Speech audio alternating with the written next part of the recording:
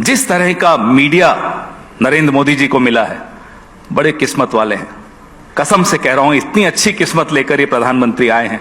ऐसा मीडिया आप हमें 1 महीने के लिए दे दीजिए और 7 दिन के लिए ऐसी एजेंसीज दे दीजिए, ED, CBI, income tax, CAG, 7 दिन के लिए एजेंसीज और 1 महीने के लिए आज तक। तो यही मांग रहे हैं आपसे। अच्छा, मतलब फिर चुनाव देखिए उसके आपको बाद क्या लड़ना होता है।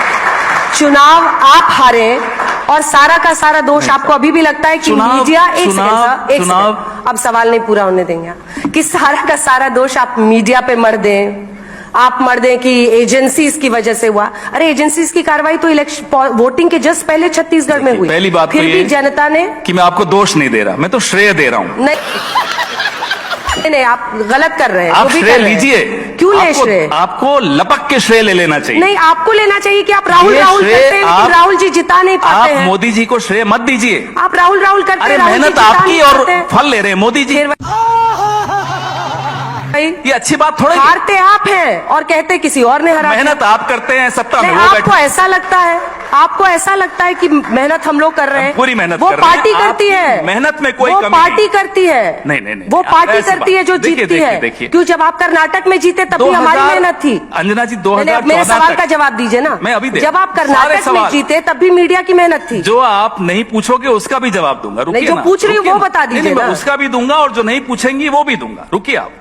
पहले 2014 तक क्या होता था? पार्टियां चुनाव लड़ती थी, मीडिया निष्पक्ष एक भूमिका निभाता था। 2014 के बाद एक इकोसिस्टम चुनाव लड़ते हैं। एक तरफ अकेली विपक्ष, दूसरी तरफ media, agencies, social media, political party. सही पकड़े हैं। अब आप देखिए कितनी लेवल प्लेइंग फील्ड है क्या ये?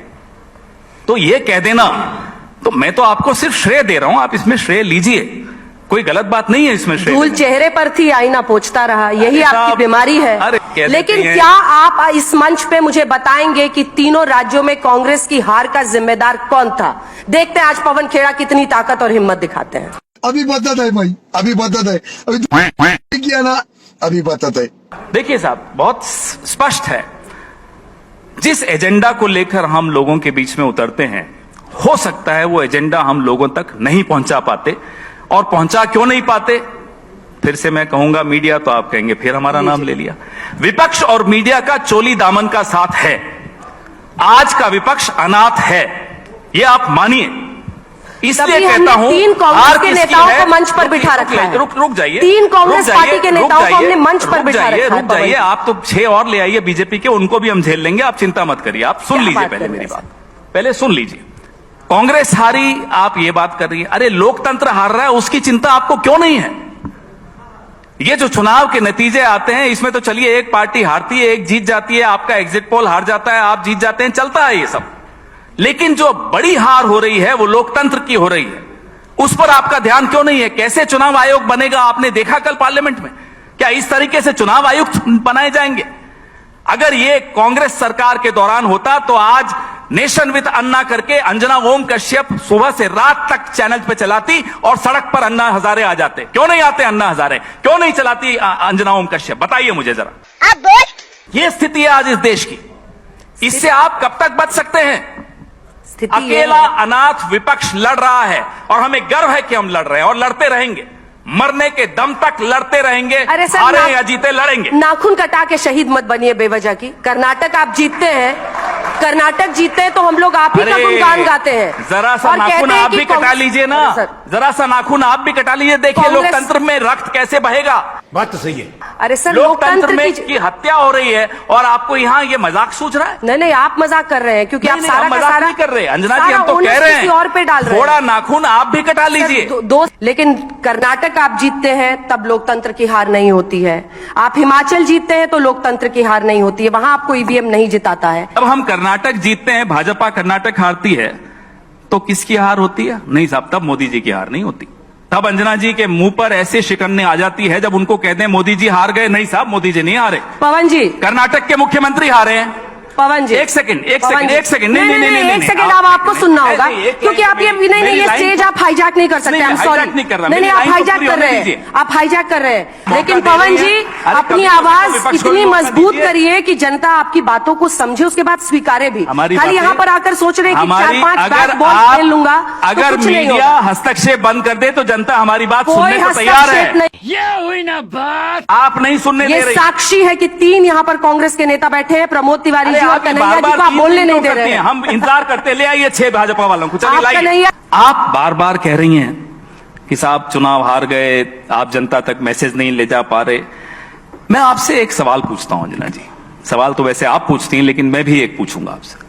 आज से 2 महीने पहले आपने कितने कार्यक्रम किए? महिला आरक्षण, प्रधानमंत्री तो सबसे महान मसीहा हैं महिलाओं के, 3 राज्यों में मुख्यमंत्री बने। अरे अपनी पार्टी में कोई महिला नहीं मिली होंगी, अंजना जी को ही बना देते।